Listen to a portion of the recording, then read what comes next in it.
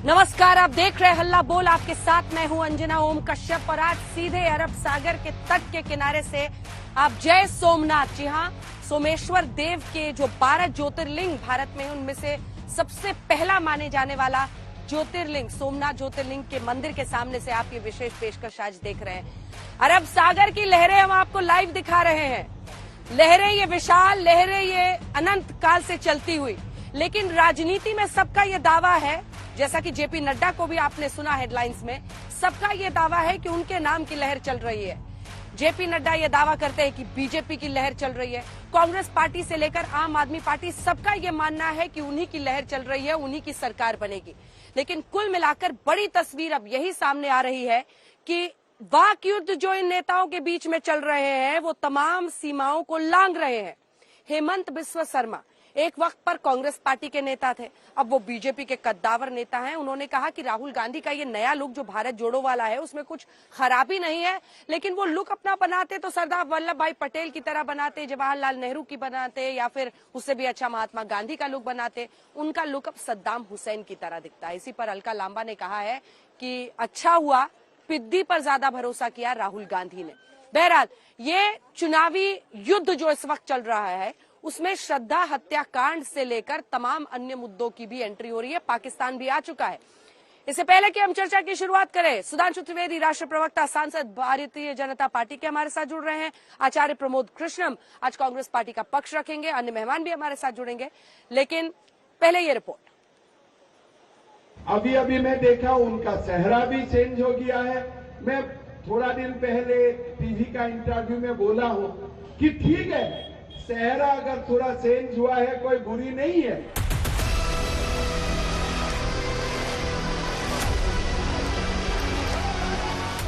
इसमें कोई शक नहीं कि असम के मुख्यमंत्री हेमंत बिस्वा शर्मा की नजरें बेहद सियासी हैं।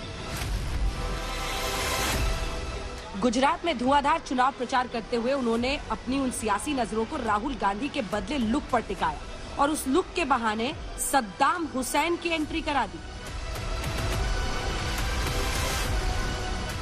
उधर कांग्रेस ने हेमंत बिस्वा शर्मा के बयान पर पलटवार किया तो मर्यादा की सीमाएं तोड़ दी। अभी अभी मैं देखा उनका चेहरा भी चेंज हो गया है। मैं थोड़ा दिन पहले टीवी का इंटरव्यू में बोला हूं कि ठीक है, चेहरा अगर थोड़ा चेंज हुआ है कोई बुरी नहीं है, लेकिन आपको चेहरा चेंज ही करना है तो थोड़ा वल्लभ भाई पटेल जैसा कर लो, या तो नहीं तो जवाहरलाल नेहरू जैसा कर लो, वो भी चलेगा।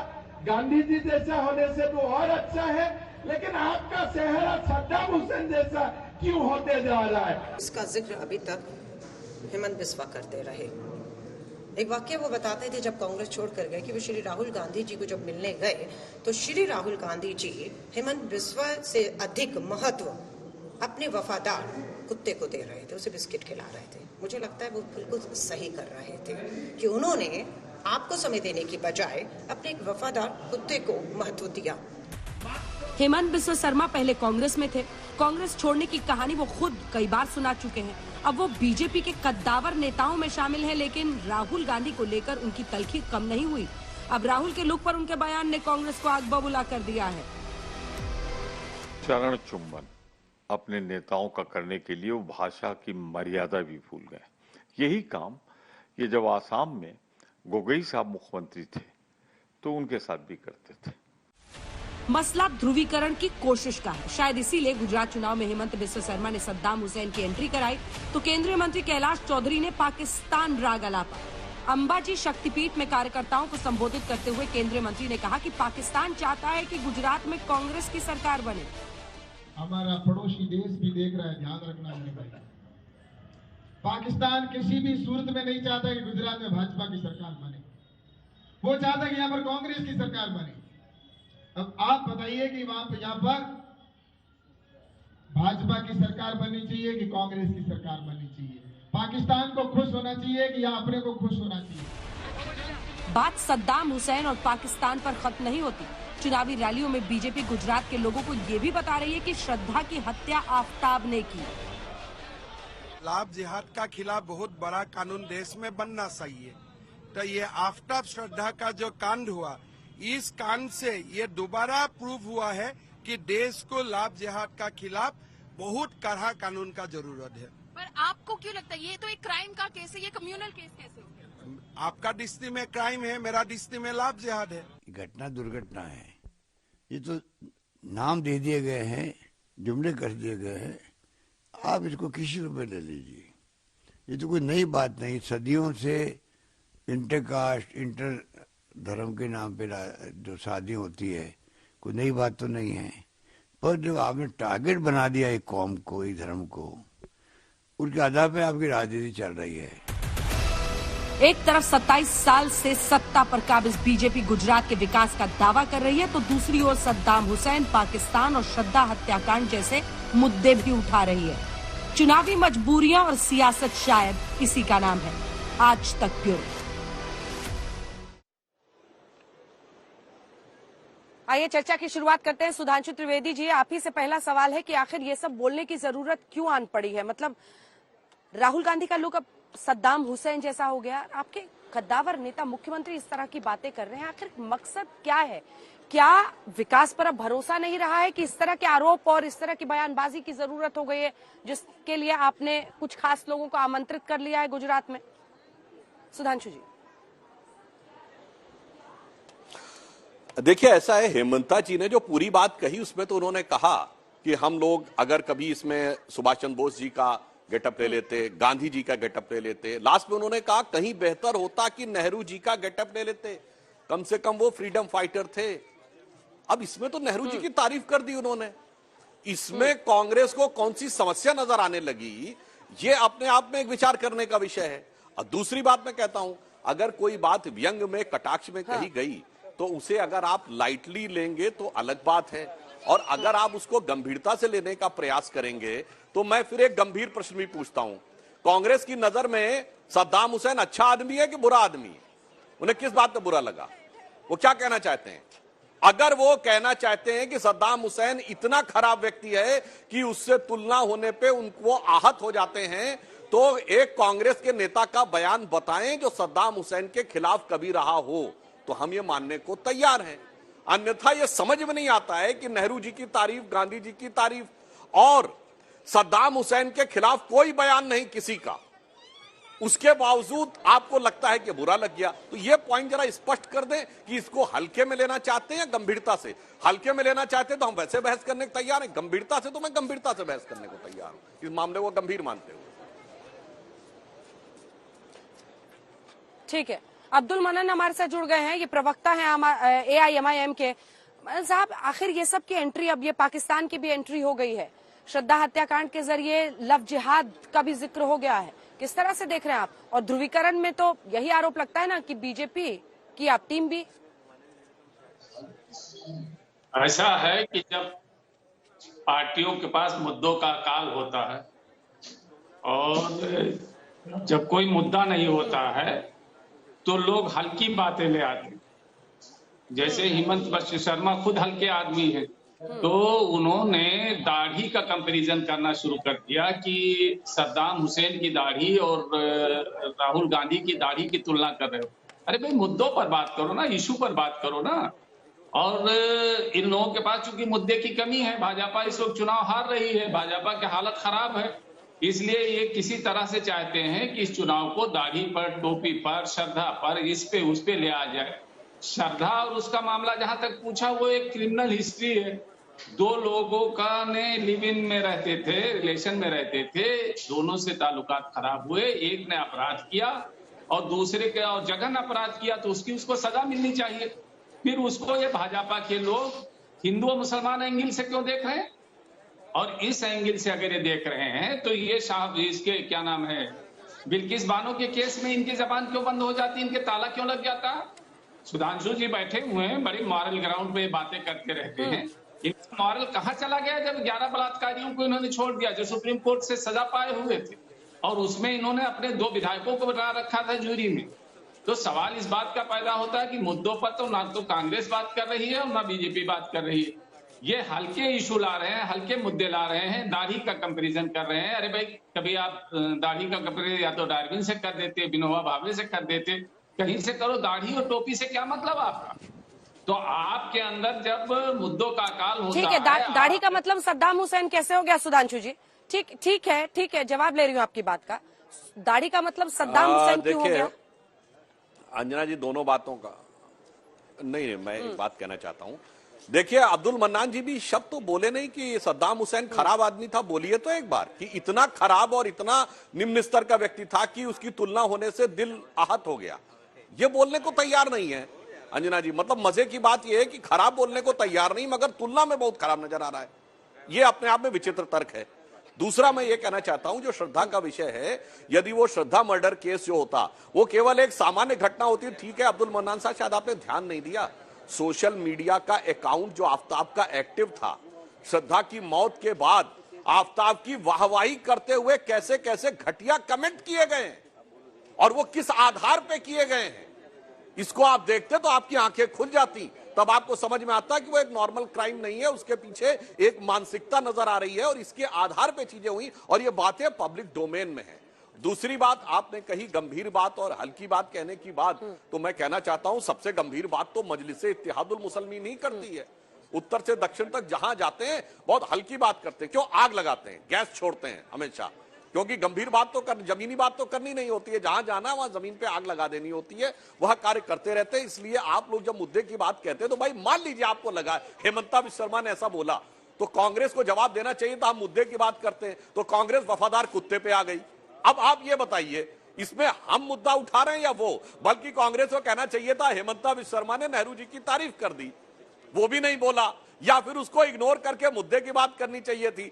पकड़ा सद्दाम हुसैन को खराब आदमी कह नहीं पा रहे हैं और आगे वफादार कुत्ते पे। तो मान्यवर, इसमें हमारी गलती है या विपक्षी दलों की गलती है? ऐसा है कि किसकी गलती है? मनन साहब, कुछ ही देर में आचार्य जी हमारे साथ जुड़ रहे हैं, लेकिन सूप दूध से चलनी को, जिसमें खुद 72 छेद।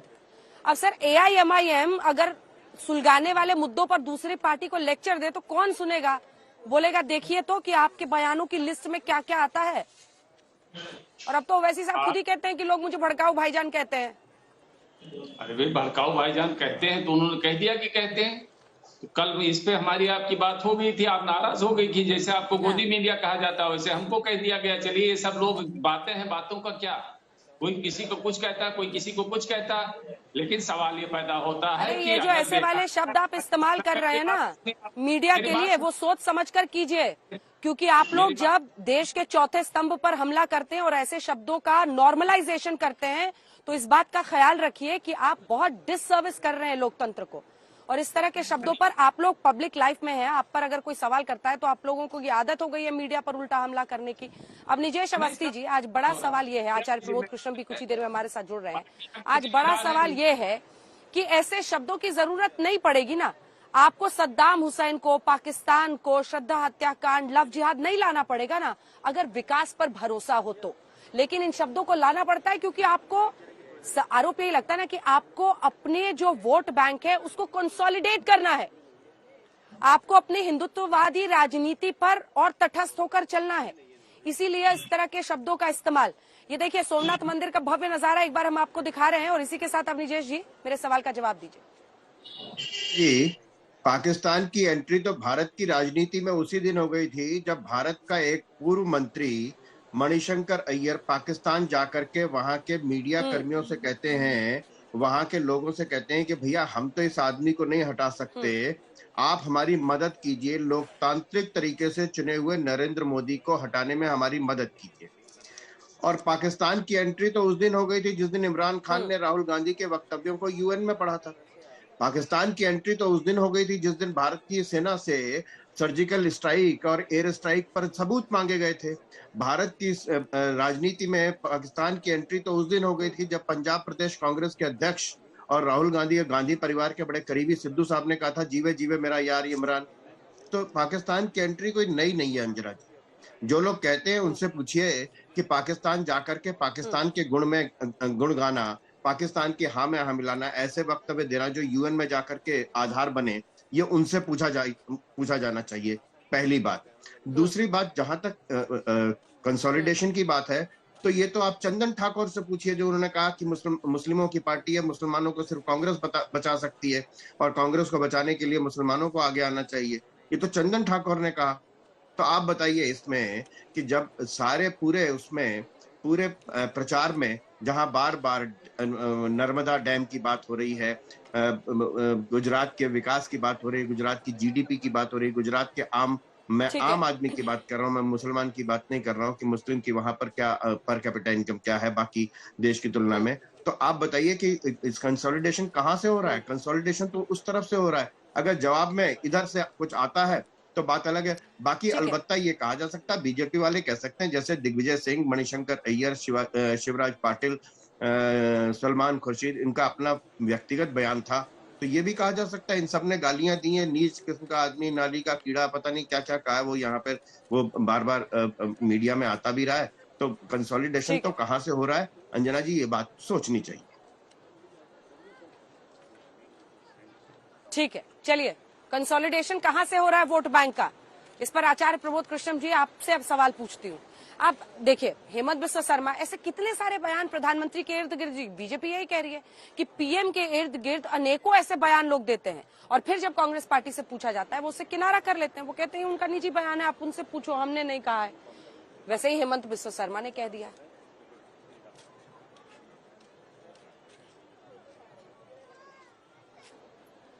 देखिए अंजना जी, पहली बात तो ये है कि किसी भी बात का अगर समर्थन करना हो तो उसके समर्थन करने के लिए आदमी अपने अपने तर्क ढूंढ लेता है, अपना आधार ढूंढ लेता है, और जब विरोध करना होता है तो विरोध के लिए भी अपना अपना आधार ढूंढा जा सकता है। अपनी बातों से किसी भी बात का समर्थन किया जा सकता है, किसी भी बात का विरोध किया जा सकता है। मगर भारत के लोकतंत्र के अंदर और देश के इस राजनीतिक परिदृश्य में जो बयानबाजियां हो रही हैं उससे देश का लोकतंत्र शर्मसार हो रहा है और अफसोस के साथ कहना पड़ रहा है कि इसमें ज्यादातर जो नेता हैं वो भारतीय जनता पार्टी के हैं।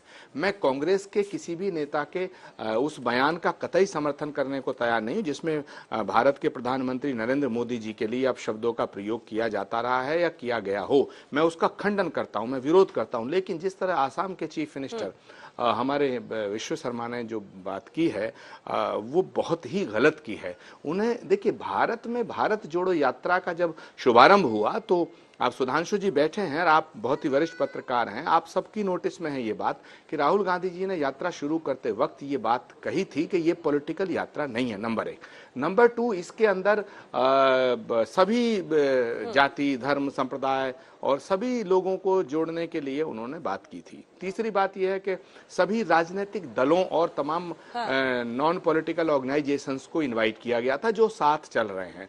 राहुल गांधी जी की जिस यात्रा का, जिस कदम का, जिस फैसले का स्वागत और सराहना की जानी चाहिए थी, आज उस यात्रा का विरोध हो रहा है। अगर राहुल गांधी जी की रैली का विरोध हो तो समझ में आता है, राहुल गांधी जी के पॉलिटिकल स्टेटमेंट का विरोध हो तो समझ में आता है, राहुल गांधी जी का अगर कोई ऐसा फैसला हो जो आपको सूट नहीं करता तो उसका विरोध हो समझ में आता। लेकिन राहुल गांधी जी पैदल चलकर हजारों किलोमीटर लोगों से मिल रहे हैं, इसमें आसाम के चीफ मिनिस्टर को उनकी दाढ़ी नजर आई, उस दाढ़ी में भी सद्दाम नजर आए। तो मुझे लगता है जिस तरह उन्होंने बयानबाजी की है ये घोर निंदनीय है। मैं इसका घोर विरोध करता हूं, अपना विरोध दर्ज कराना चाहता हूं। सुधांशु त्रिवेदी जी इसको जस्टिफाइड करने की कोशिश करें तो करके बताएं कि क्या राहुल गांधी जी की दाढ़ी में उन्हें सद्दाम हुसैन, सुधांशु जी जस्टिफाई कीजिए आप। ठीक है, ठीक है आचार्य जी, आप ही का सवाल उनसे पूछ रही हूँ।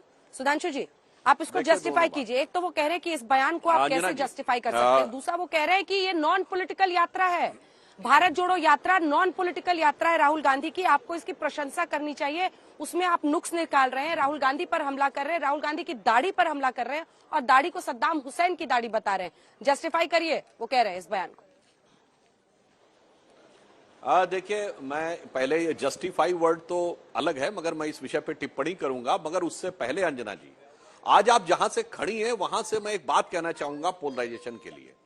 सोमनाथ का मंदिर स्वतंत्रता के तुरंत बाद सरदार वल्लभ भाई पटेल ने बनवाया था, जीर्णोद्धार करवाया था और उन्होंने कहा था जब जब भारत स्वतंत्र हुआ है सोमनाथ की पताका ने आकाश को छुआ है। कोई बताए किसी मुस्लिम नेता ने विरोध किया हो और यह कहा हो कि नहीं साहब ये तो गजनी ने तोड़ा था, गजनी से हमारा संबंध है इसलिए नहीं बनना चाहिए। और तो और दिसंबर 1949 में श्री राम जन्मभूमि में मूर्तियां प्रकट होने के बाद 12 साल तक मुस्लिम पक्ष पक्षकार नहीं बने। वो दिसंबर 1961 में बने जब 12 साल की मियाद पूरी होने में 11 दिन रह गए थे, वरना वो केस खत्म हो जाता। इसका मतलब मुस्लिम उस समय तक नहीं तैयार थे किसी प्रकार के पोलराइजेशन को। कांग्रेस ने पोलराइजेशन करवाया, नेहरू जी ने विरोध किया। किसी मुस्लिम नेता ने सोमनाथ के मंदिर का विरोध नहीं किया, श्री राम जन्मभूमि के मंदिर का 1960 तक किसी ने विरोध नहीं किया। के मोहम्मद ने लिखा है कि मुस्लिम समाज में यह धारणा थी कि हमें इसको विषय नहीं बनाना चाहिए, राम मंदिर छोड़ देना चाहिए। मगर पहले कांग्रेस और बाद में MIM जैसे लोगों ने आकर देश को सोमनाथ से लेके और आज केदारनाथ, महाकाल और काशी विश्वनाथ तक इधर बढ़ रहा और राजनीति को किस मुकाम तक पहुंचा है, ये मैं थोड़ा एक पॉइंट आउट कर देना चाहता था, क्योंकि आज आप सोमनाथ में खड़ी हैं। अब इस मुद्दे पे जवाब देता हूं। मैंने आचार्य जी के आने से पहले कहा था कि क्या सद्दाम हुसैन कांग्रेस की नजर में बहुत खराब और बुरा आदमी है? अगर है तो इतना बुरा है कि राहुल गांधी से तुलना में उनका हृदय फट गया, तो कृपया कांग्रेस के किसी नेता का पूर्व में सद्दाम हुसैन के विरुद्ध दिया गया बयान बता दें। और आचार्य जी को याद होगा 1991 के चुनाव में जब राजीव गांधी जी विपक्ष में थे तो कांग्रेस की रैलियों में सद्दाम हुसैन के फोटो लगाए जाते थे। भाई फोटो लगा के राजनीति होती थी। और जहां जस्टिफाइड तथ्य की बात है तो सिर्फ एक तथ्य रख देता हूं आचार्य जी, वह सुनिए, और अब्दुल मन्नान जी से भी कह रहा हूं, ये मैं नहीं बोल रहा हूं। कांग्रेस पार्टी का एकमात्र उदाहरण है, एकमात्र राष्ट्राध्यक्ष सद्दाम हुसैन थे जिन्होंने तेल के कूपन कांग्रेस पार्टी को दिए थे। ये वोल्कर रिपोर्ट जो न्यूयॉर्क टाइम्स में छपी थी 2006 में, और इसी मुद्दे पर नटवर सिंह जी को इस्तीफा देना पड़ा था क्योंकि सद्दाम हुसैन ने सीधे पैसा कांग्रेस पार्टी के नाम पे दिया था, किसी नेता के नाम पे नहीं, कांग्रेस पार्टी के नाम पे तेल के कूपन दिए थे, जिसका उल्लेख नटवर सिंह जी ने अपनी किताब one life is not enough में किया है। तो मैंने सिर्फ कांग्रेस पार्टी के नेताओं को कोट किया है, उन्होंने सोनिया जी को संबोधित किया था उसको कोट किया है। तो तेरा तुझको अर्पण क्या लागे मेरा, इसमें मैंने कुछ भी नहीं कहा है। अगर आप गंभीरता से अब्दुल मन्नान जी और आचार्य जी जाना चाहते हैं तो भाई इस बात में बड़े गंभीर तथ्य भी निकलेंगे। हल्के ढंग से लेना चाहते हैं तो कोई समस्या नहीं। जैसे आचार्य जी हैं, अब आचार्य जी की दाढ़ी पर तो किसी ने कमेंट नहीं किया, भाई धर्माचार्य हैं, धर्माचार्य पलट के सुधांशु जी पे रहते हैं तो कोई बात नहीं, हमारे विरोधी होंगे तो भी हम कभी कमेंट नहीं करते। पलट के सुधांशु जी ये पूछ रहे हैं आपसे आचार्य प्रमोद कृष्णम जी कि आखिर छाती क्यों फट रहा है अगर सद्दाम हुसैन का नाम ले लिया गया है, उससे तुलना कर दी गई है तो?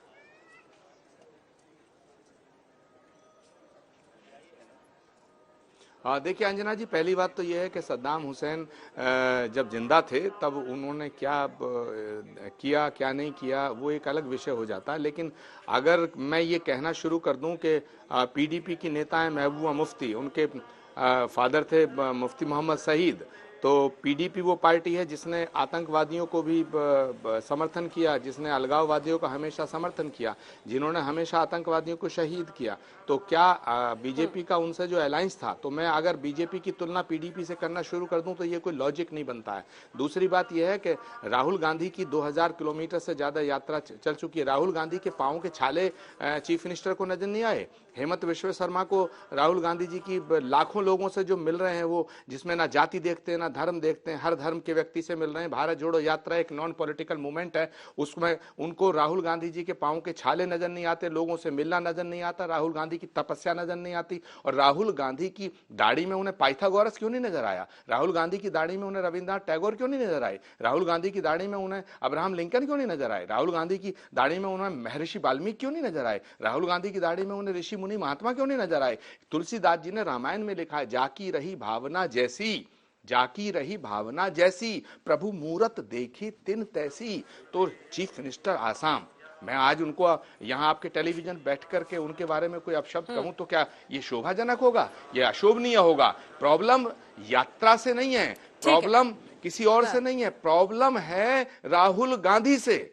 और सबसे बड़ी प्रॉब्लम बीजेपी को है। और बीजेपी एक ऐसी पार्टी है जिसे गांधी परिवार के प्रति अगर कोई सम्मान व्यक्त करता है उसे टारगेट किया जाता है। अरे भाई, राहुल गांधी ने पहला फैसला लिया कि मैं यात्रा करूंगा, वो उस अपने संकल्प पर अडिग हैं। आप कहते थे साहब यात्रा करेंगे ही नहीं, बीच में से भाग जाएंगे। अरे राहुल गांधी, गुजरात में चुनाव हो रहे हैं, हिमाचल में चुनाव हो रहे हैं, अगर राजनीतिक सत्ता का लोलुप राहुल गांधी होते, राजनीतिक सत्ता के लिए राजनीति वो यात्रा करते, तो हिमाचल प्रदेश और गुजरात से गुजरते यात्रा। राहुल गांधी की नीयत भी साफ है, उनकी नीति भी क्लियर है, लेकिन सुधांशु जी, बीजेपी की ना नीति साफ है ना नीयत साफ है। आप राहुल गांधी को टारगेट करना चाहते हैं और राहुल गांधी की इस यात्रा को डैमेज करना चाहते हैं, यात्रा को कंडेम करना चाहते हैं, यात्रा को बर्बाद करना चाहते हैं। यात्रा का मैसेज जिस तरह देश में और विदेश में जा रहा है, उस मैसेज को खत्म करना चाहते हैं, इसलिए आप ये नॉन सीरियस बातें कर रहे हैं। मैं बिल्कुल इस बात का समर्थन नहीं करता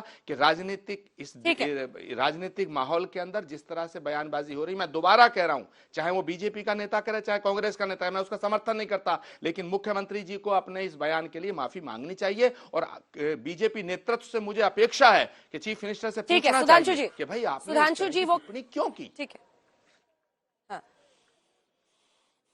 जाकी रही भावना जैसी उसको वैसा ही दिखता है, सुधांशु जी वो कह रहे हैं। और साथ ही ये बताइए, आप कह रहे हैं इसको हल्के में लेने वाला बयान है, लेकिन एक बात बताइए सुधांशु जी, अगर ऐसा ही बयान आपके किसी कद्दावर नेता के बारे में किसी कांग्रेसी ने दिया होता तो क्या आप लोग उसको स्वीकारते?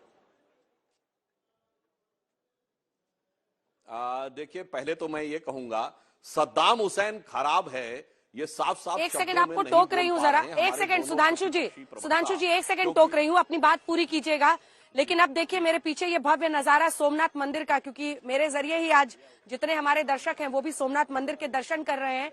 जगमगा उठा है अब मंदिर, रोशनी यहाँ पर धीरे धीरे अलग अलग जो रोशनी का इंतजाम किया गया है वो जगमग हो उठा है मंदिर। किसकी राजनीति जगमगाएगी गुजरात अभी ये तय करने वाला है, उसके लिए थोड़ा इंतजार करना होगा। लेकिन फिलहाल मेरे पीछे की ये तस्वीरें, क्योंकि अब शाम के पहर में सूरज ढल जाने के बाद जैसे ही अंधेरा होता है, ये जगमग रोशनी अब सोमनाथ के मंदिर में जगमगा उठी है। पॉलिटिक्स किसकी चमकेगी, 2022 में जनता किसको चुनेगी, इसके लिए थोड़ा सा इंतजार है। अब सुधांशु जी अपनी बात पूरी कीजिए और बताइए कि अगर किसी कांग्रेसी नेता ने आपके किसी कद्दावर नेता को सद्दाम हुसैन से उसकी तुलना कर दी होती, आप स्वीकारते उसको, हल्का कहते? हाँ, नहीं, मैं उसको भी बात करके पहले जो आपने दृश्य दिखाया उस पर एक लाइन और कह दूं। यहीं सोमनाथ से भारत की स्वाभिमान की पताका उठनी शुरू हुई थी, जो आज श्री राम जन्मभूमि, काशी विश्वनाथ, महाकाल, केदारनाथ तक बैठ रही है। तो 21वीं सदी में मैं कहना चाहता हूं, अरुण गगन पर महाप्रगति का अब ये मंगल गान उठा, करवट बदला अंगड़ाई ली, सोया हिंदुस्तान उठा। ये सोमनाथ की पताका ये दर्शा रही है। अब मैं आता हूं इसके ऊपर। देखिए, आपने बहुत साफ देखा कि चाहे आचार्य जी हो या अब्दुल मन्नान जी हो, साफ साफ ये कही नहीं पा रहे हैं कि सद्दाम हुसैन इतना खराब आदमी था कि उसकी तुलना से मरमाहत हो गए। इसमें वो लाइन याद आती है, कहा भी ना जाए चुप रहा भी ना जाए। अब आते हैं जो इन्होंने जाकी रही भावना जैसी कही थी। मान्यवर राहुल गांधी की यात्रा तो नॉन पॉलिटिकल है, मगर आज तक जितनी प्रेस कॉन्फ्रेंस की है वो कहते हैं कि आरएसएस की विचारधारा के खिलाफ है। ये एलानिया बयान देते हैं। केरल में किससे मिलते हैं? अद्भुत लोगों से मिलते हैं जो गाय को काटने वाले थे। तमिलनाडु में आते हैं तो जॉर्ज पुनिया जैसे व्यक्ति को मिलते हैं जो कहता है कि मैं इसलिए जूते पहनता हूं कि भारत की धरती से टच होने पे मेरे पैर अपवित्र हो जाएंगे। महाराष्ट्र में आके सावरकर जी की अवमानना करने लगते हैं। मेधा पाटकर जैसे लोग जो गुजरात के विकास को अवरुद्ध करने, गुजरात के पानी को रोकने और गुजरात के मान सम्मान को कलंकित करने में 20 साल से लगे हुए हैं, उनके साथ चलते हैं। तो इस पर मैं भी रामचरितमानस की वो चौपाई कहूंगा, आचार्य जी, जाका जही पर सत्य सनेहू, ते तही मिलहि न कछु संदेहू। जिसको जैसे लोगों से प्रीति होती है वो वैसे ही लोग उसको मिलते चले जाते हैं। तो राहुल गांधी जी की यात्रा में ऐसे ही लोग मिलते जा रहे हैं जो भारतीयता से पूर्णतः असम्मान, अवमानना और घृणा तक करते हैं और हमेशा राजनीतिक वक्तव्य देते हैं और फिर कहते हैं कि हमारी यात्रा जो है वो गैर राजनीतिक है। तो ये कितना भी आप मुखौटा चढ़ा लें, इसके पीछे का राजनीतिक तत्व पूर्णतः समान दिखाई पड़ता है। और मैं पुनः ये बात कहना चाहता हूं, मैंने जो तथ्य रखे आचार्य जी, एक भी तथ्य गलत हो तो बता दीजिए। क्या सद्दाम हुसैन ने अपने सिग्नेचर से कांग्रेस पार्टी को गैस के तेल के कूपन नहीं दिए थे जो वोल्कर रिपोर्ट में निकले? क्या उसी कारण से नटवर सिंह जी को इस्तीफा नहीं देना पड़ा था? क्या उसी कारण से नटवर सिंह कांग्रेस छोड़ के नहीं गए? क्या यही बात नटवर सिंह ने अपनी किताब में नहीं लिखी? और अगर राहुल गांधी को इस पे आपत्ति है तो नटवर सिंह जी पे मुकदमा कर दें, दूध का दूध पानी का पानी हो जाएगा, मान सम्मान अवमानना सब स्पष्ट हो जाएगी। ठीक है आचार्य जी, एक छोटा सा जवाब जिसके बाद मैं अब्दुल मनन के पास जाऊंगा। ठीक है, छोटा सा जवाब आचार्य जी। मैं सुधांशु जी से कहना चाहता हूं, ये सद्दाम हुसैन की बड़ा जिक्र कर रहे हैं। सद्दाम हुसैन के विषय में मैंने जो कहना था वो कह दिया, लेकिन क्या प्रवीण भाई तोगड़िया जी के बयान आप निकाल के देखिए, उन्होंने क्या क्या नहीं कहा। आप निकाल के देखिए सुब्रमण्यम स्वामी जी ने क्या क्या नहीं कहा। आप उन बयानों की बात मत करिए, मैं प्रैक्टिकली बात करना चाहता हूं और वर्तमान की बात करना चाहता हूं। राहुल गांधी की यात्रा में जहां 50 लाख लोगों से वो मिले हैं, इस 2000 किलोमीटर की यात्रा कर चुके हैं, उसमें आपको एक पादरी नजर आया और वो एक व्यक्ति नजर आया जिसके बारे में कह रहे अरे ये गांधी का देश है, ये तो महात्मा गांधी कहते थे पाप से घृणा करो पापी से नहीं। अगर किसी ने पाप भी किया और वो यात्रा में आता है, गंगा कभी कहती है कि तू मुझ में स्नान मत कर, अपराधियों को भी नहीं कहती। कभी मंदिर में किसी अपराधी ने भी अगर मत्था टेकने का इच्छा और भावना और कामना रखी हो तो उसको भगवान कभी मना करता। और जिस सोमनाथ मंदिर की बात करते हो, जो ध्वज पताका आज अंजना जी आप दिखा रही है पूरे विश्व को, इस सोमनाथ मंदिर का निर्माण जीर्णोद्धार किसने किया, पुनरुद्धार किसने किया? पंडित नेहरू के प्रधानमंत्री के काल में किया गया। और अगर पंडित नेहरू के प्रधानमंत्री काल में सोमनाथ का जो मंदिर आप दिखा रहे हैं, भगवान का भव्य दर्शन जिस तरह हो रहा है पूरी दुनिया को आप दिखा रहे हैं, मैं आपको भी बधाई देना चाहता हूं। लेकिन ये वही मंदिर है जिसका जीर्णोद्धार, जिसका पुनरुद्धार, जिसका निर्माण पंडित नेहरू के प्रधानमंत्री के काल में हुआ, सरदार पटेल जी की अगुवाई में हुआ। तो भाई ये इसमें आपका क्या रोल है, इसमें आपकी क्या भूमिका है? और जहां तक सवाल है, मैं अंजना जी एक बात और कहना चाहता हूं, आपका बहुत बड़ा चैनल है, सुधांशु जी को और इनकी पार्टी को मैं फिर कहना हूं, इनको सबसे बड़ी प्रॉब्लम क्या है? सबसे बड़ी प्रॉब्लम है कि राहुल गांधी मिलते किससे हैं, राहुल गांधी कहते क्या है। राहुल गांधी कभी कहते हैं हम राहुल गांधी को सीरियस नहीं लेते, अभी कह रहे राहुल गांधी ने साहब आरएसएस के खिलाफ बयान दे दिया। जब राहुल गांधी कांग्रेस के अध्यक्ष थे तो कहते थे साहब ये परिवार की पार्टी है। जब राहुल गांधी ने कहा मैं अध्यक्षता छोड़ रहा हूं तो कहते साहब ये क्यों छोड़ रहे हैं। और राहुल गांधी ने कहा साहब मैं अध्यक्षता स्वीकार नहीं करूंगा तो कहते थे साहब ये पलायनवादी हैं, ये रणछोड़ हैं, ये फ्रंट पे लड़ना ही नहीं जानते। और जब राहुल गांधी ने कहा कि कांग्रेस का अगला अध्यक्ष नॉन गांधी होगा, गांधी परिवार से नहीं होगा, राहुल गांधी ने जो कहा वो करके दिखाया, जो कहा करके दिखाया। आज राहुल गांधी अध्यक्ष नहीं है, राहुल गांधी ने अपनी यात्रा का संकल्प लिया, पूरा करना चाहते हैं। अरे और तो और छोड़िए अंजना जी, यात्रा तो छोड़िए, इन्हें तो राहुल गांधी के मंदिर जाने में प्रॉब्लम है। अगर राहुल गांधी अमरनाथ जाते हैं तो इन्हें प्रॉब्लम, राहुल गांधी मानसरोवर जाते हैं तो इन्हें प्रॉब्लम, राहुल गांधी अगर केदारनाथ जाते हैं तो इन्हें प्रॉब्लम, राहुल गांधी अगर माता वैष्णो देवी के दरबार जाते हैं तो इन्हें प्रॉब्लम, राहुल गांधी किसी महिला से मिले इन्हें प्रॉब्लम। भाई आप एक बार बताओ ना, राहुल गांधी से इतनी प्रॉब्लम क्या है, इतनी नफरत क्या है? कम से कम राहुल गांधी से राजनीतिक नफरत रखो, समझ में आता है। राहुल गांधी यात्रा कर रहे हैं, इसका समर्थन करो। इस देश में यात्राओं का बहुत बड़ा महत्व है, बहुत बड़ा रोल है, बड़ी भूमिका है इस देश को आजाद करने में यात्राओं की। भारत को एक रखने में आदि शंकर ने यात्रा की, बड़ी महत्वपूर्ण भूमिका है। राहुल गांधी की ये यात्रा भारत के राजनीतिक पटल पर एक नई इबारत लिखने जा रही है, इसका समर्थन करो। अब आप कह रहे हैं राजनीतिक पटल पर इबारत लिखने जा रही है, अभी आप कह रहे थे सर राजनीतिक यात्रा नहीं है। तय कर लीजिए कि राजनीतिक यात्रा है या नहीं है आचार्य जी। अंजना जी राजनीतिक यात्रा नहीं है, लेकिन किसी भी यात्रा का राजनीतिक प्रभाव पड़ना ये अलग विषय है, यात्रा राजनीतिक होना अलग विषय है। राहुल गांधी की यात्रा राजनीतिक नहीं है, लेकिन उसका प्रभाव राजनीति पे पड़ता है। अब्दुल साहब ओवैसी साहब कह रहे हैं कि अगर दाढ़ी की तुलना घटना नहीं है, ठीक है, दाढ़ी की वजह से सद्दाम हुसैन कहा जा रहा है तो मुस्लिमों के खिलाफ नफरत पैदा कर रही है बीजेपी। ठीक है, मुस्लिमों के खिलाफ नफरत पैदा करने की ये कोशिश है। और सद्दाम हुसैन की दाढ़ी मुस्लिमों के खिलाफ नफरत क्यों? मतलब भारत का मुसलमान क्यों अपने आप को सद्दाम हुसैन से आइडेंटिफाई करेगा? ये कौन सी बात हो गई? मतलब नया एंगल कुछ भी खेलो और मुस्लिम कार्ड चल दीजिए। अब्दुल जी। अंजना जी, ऐसा है कि अभी सुधांशु जी इतिहास की बातें कर रहे थे कि नटवर सिंह के ऊपर मुकदमा कायम होना चाहिए। तो पहली बात तो ये कि अडवाणी जी ने जिन्ना के कब्र पे जाके ये कहा था कि जिन्ना एक सेकुलर आदमी थे और जिन्ना एक इतिहास बनाने वाले थे, एक देश बनाने वाले थे। तो सबसे पहले सुधांशु जी को तो चाहिए कि ये अडवाणी जी पर मुकदमा करें कि उन्होंने एक दुश्मन देश के बनाने, हमारे देश के बांटने वाले आदमी के लिए इतने कसीदे क्यों पढ़े। नंबर 2, हम जो स्टैंड लेते हैं वो अपने देश के हिसाब से लेते हैं, क्योंकि हमें भारत में रहना है और इसी में जीना है, इसी में मरना है, इसी में हिस्सेदारी लेना है, इसी में काम करना है। तो हमारे देश का जो ओपिनियन है सद्दाम हुसैन के बारे में, वो हमारा ओपिनियन है। अगर मोदी जी से सुधांशु जी कहलवा दें कि सद्दाम हुसैन गलत आदमी है, तो डॉक्टर नहीं, मनमोहन आप सिन्हा समझे ही नहीं। मेरे सवाल का जवाब दीजिए ना अब्दुल साहब। सद्दाम हुसैन का नाम लेना भारत के मुसलमानों का अपमान कैसे है, नफरत कैसे है? मैं सुधांशु जी का जवाब दे रहा था कि अगर ये मोदी जी से कहलवा दे कि सद्दाम हुसैन अच्छे आदमी थे, तो हम अच्छा आदमी कहेंगे। मेरे सवाल का जवाब दीजिए ना, सुधांशु जी का बाद में दीजिएगा। मेरे सवाल का जवाब दीजिए, मेरे सवाल का जवाब दीजिए। अगर मोदी जी कहते हैं कि सद्दाम हुसैन गलत आदमी थे, तो हम भी कहेंगे गलत आदमी है। और जहां तक इसका मामला है कि हेमंत बिश्व शर्मा एक भ्रष्ट आदमी है, जो वॉशिंग मशीन में बीजेपी के डाल के निकाला गया है, वो अपनी जो है वफादारी साबित करने के लिए अनाप शनाप बातें, तीसरी बार आपसे पूछ रही हूँ, आप मेरे प्रश्न का जवाब ही नहीं दे रहे। मैं तो ये कह रही हूँ, सद्दाम हुसैन का नाम लेना भारत के मुसलमानों का अपमान कैसे है, उनके खिलाफ नफरत कैसे है? नहीं, जो बात है कि आप जो है हर बात को मुस्लिम से ही कंपैरिजन आप क्यों करते हैं? जैसा कि मैंने पहले कहा कि दाढ़ी की बात थी, तो आप डार्विन की दाढ़ी से तुलना कर लेते ना।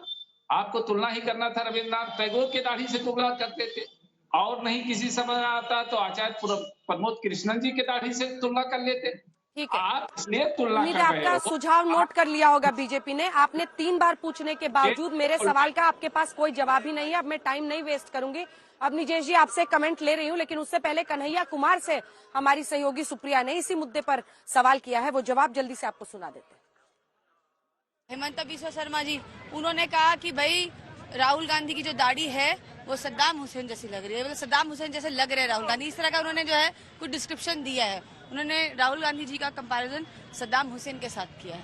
दाढ़ी तो आपकी बड़ी हुई है। देखिए, आप ना चित्रकूट की धरती पे आएंगे, पंचवटी आएगा, ये जो है उज्जैन की नगरी है, महाकाल की नगरी है। तो रामायण में ना एक बात लिखी हुई है, रामायण में लिखा हुआ है, जाको रही भावना जैसी। उनके मन में सद्दाम है, इसीलिए उनको सद्दाम दिखाई देता है। हमारे मन में इस देश के युवाओं के लिए काम है, उनका रोजगार है, उनका रोजी रोजगार का सवाल है। मैं तो बार बार कहता हूँ, देश का मुद्दा है बेकारी और महंगाई। हम इसको इस तरह से कहते हैं कि देश के लोग परेशान हैं, देश के लोग महंगाई और बेकारी से परेशान हैं, और भाजपा के लिए केवल हिंदू और मुसलमान है। ये बात हमको समझना पड़ेगा। तो उनको जो देखना है देखने दीजिए। राहुल गांधी में बच्चों को अपना भविष्य नजर आ रहा है, महिलाओं को अपनी सुरक्षा नजर आ रही है, किसानों को एक उम्मीद नजर आ रहा है, नौजवानों को लगता है कि उनके लिए कोई खड़ा होकर के रोड पे लड़ रहा है। वो लड़ पहले भी रहे थे, लेकिन उनके व्हाट्सएप पे मैसेज नहीं आ रहा था लड़ने का। लेकिन जब आप रोड पे चलते हैं ना, तब कहते हैं ना, प्रत्यक्ष को प्रमाण की जरूरत नहीं होती है। सड़क पे निकले हुए हैं, चल रहे हैं, इस देश के लोगों के जो सवाल हैं, उनके हक और अधिकार के लिए लड़ रहे हैं। तो चलिए, राहुल गांधी के साथ कांग्रेस में अब शामिल होने के बाद कन्हैया कुमार भी इस यात्रा में काफी उनके साथ चल रहे हैं, और जयराम रमेश को तो उनमें सबसे ज्यादा लोकप्रिय नेता अब राहुल गांधी के बाद कन्हैया कुमार में नजर आता है। लेकिन इससे पहले कि मैं इस पर प्रमोद जी से टिप्पणी लूं, आपने कन्हैया जी की बातें सुनी, वो भी आपको वही पाठ पढ़ा रहे हैं सुधांशु जी? जाकी रही भावना जैसी वही दिखे आपको। राहुल गांधी का चेहरा देखकर आपके मुख्यमंत्री को सद्दाम हुसैन याद आ रहा है? जो कन्हैया ने कहा उसकी बातों का जवाब। अंजना जी, जैसे ही आपने कहा, सुनिए, जैसे ही आपने कहा कि आपकी एंकर कन्हैया कुमार के पास जा रही है, अरे मैं यही बोलने वाला था। मुझे लगा जैसे कि आपने मेरे मुंह की बात छीन ली। अरे ये कांग्रेस का राहुल गांधी के बाद सबसे लोकप्रिय चेहरा बकौल जयराम रमेश। और इसे देख के मुझे याद आया कि अगर राहुल गांधी की अब दाढ़ी की तुलना करें, लाइटर नोट पे कह रहा हूं, अदरवाइज मत लीजिएगा। अब्दुल मन्नान जी, आपको कहीं से आचार्य जी की दाढ़ी और उनकी दाढ़ी मिलती नजर आ रही है? एक व्यक्ति की फोटो अगर आपको याद हो, कार्ल मार्क्स की दाढ़ी से मिलती जुलती नजर आ रही है। और मार्क्स का मानस पुत्र, आज की डेट में मार्क्स के मानस पुत्र का सबसे बड़ा चेहरा कन्हैया कुमार ही आज उनका सबसे बड़ा केवनार हो गया है, और वो सबसे लोकप्रिय हो गया है। तो मुझे लगता है कि जो हम लोग बचपन में, एक कक्का जी कहीं सीरियल आता था, उसमें एक मार्क्सवादी लेफ्टिस्ट आग खड़ा होता था, तो कक्का जी कहते थे, अरे तोहे बोले जरूरत ना, हम सब समझ गए। वो कहता, अभी हम बोले नहीं, आप कैसे समझ गए हम लेफ्टिस्ट हैं? तो वो बोलते हैं, वो लोकल लैंग्वेज में, कि मार्कस तुम्हारा भला करे, मतलब मार्क्स तुम्हारा भला करें। अरे भैया, पढ़ाई लिखाई लेफ्ट, धंधा पानी लेफ्ट, घर चौबारा लेफ्ट, देश धर्म सब लेफ्ट, तू सच्चा लेफ्टिस्ट हो गया। तो आज राहुल गांधी जी वैसे नजर आ रहे हैं। मगर अंजना जी, आपने देखा मार्क्स के मानस पुत्र कन्हैया कुमार जी चित्रकूट की धरती की बात कर रहे हैं, उज्जैन की बात कर रहे हैं, रामायण की चौपाई कोट कर रहे हैं, जो कहते थे धर्म एक अफीम है, जो यूं हाथ करके आजादी आजादी बोलते थे धार्मिक चीजों से। इसे देख के मुझे एक ही बात लगती है, मोदी है तो मुमकिन है कि अब मार्क्सवादियों को भी धर्म और धार्मिक चौपाइयों का सहारा लेना पड़ रहा है। इसे देखकर मुझे भले ही चाहे जितनी कटुता हो, पर इस कटुता में एक सुखद अनुभूति भी होती है। अपना मसल दिखा रहे हैं अब इस मुद्दे पर सुधांशु जी और आचार्य जी। मुझे लगता है कि आपके लिए बहुत ही कमजोर टॉपिक है, लेकिन मतलब आपकी कमजोर नब्ज को छूने वाला टॉपिक है। आपने तो कद्दावर नेता सब देखे हैं कांग्रेस पार्टी में, और कन्हैया कुमार की जो तुलना जयराम रमेश ने कर दी और कहा कि ये राहुल गांधी के बाद सबसे लोकप्रिय नेता अगर कोई कांग्रेस पार्टी में अब है तो वो कन्हैया कुमार है। जरा इस पर आपकी तरफ से भी दो लाइन हो जाए।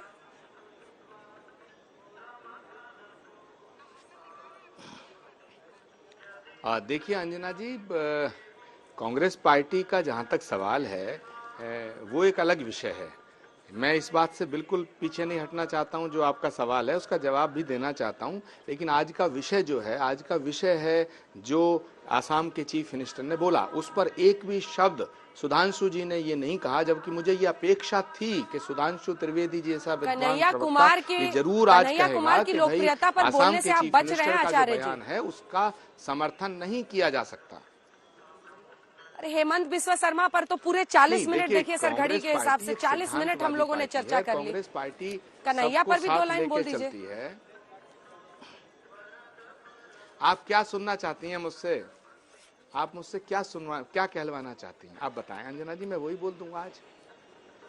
मैं कुछ नहीं कहलवाना चाहती हूँ, मैं बस ये कह रही हूँ कि आप इससे सहमत है ना, जो जयराम रमेश टिप्पणी कर चुके हैं कि राहुल गांधी के बाद सबसे लोकप्रिय और इन डिमांड नेता कांग्रेस पार्टी में अब कन्हैया कुमार हैं, जिन्होंने ज्वाइन करते समय ये कहा था कि एक डूबता हुआ जहाज है कांग्रेस पार्टी। उसी पर सुधांशु जी ने भी सवाल किया है कि जो मार्क्सवादी रहा है अपने जीवन में वो अब कांग्रेस पार्टी के बड़े नेता है। इस पर आपका कमेंट? देखिए, कांग्रेस पार्टी हमेशा महात्मा गांधी के सिद्धांत पे चलने वाली पार्टी रही है। ना कांग्रेस लेफ्ट है ना राइट है। रघुपति राघव राजा राम पतित पावन सीताराम ईश्वर अल्लाह तेरो नाम सबको सन्मत दे भगवान। जहां तक सवाल है जयराम रमेश जी का या किसी और नेता के बयान का, तो मैं बिल्कुल सहमत नहीं हूं। कांग्रेस पार्टी के अंदर बहुत और लोग हैं जो कांग्रेस की विचारधारा से जुड़े हैं। ठीक है, ठीक है। अपनी जयश्री सिर्फ एक लाइन सर, टाइम खत्म हो चुका है, एक लाइन।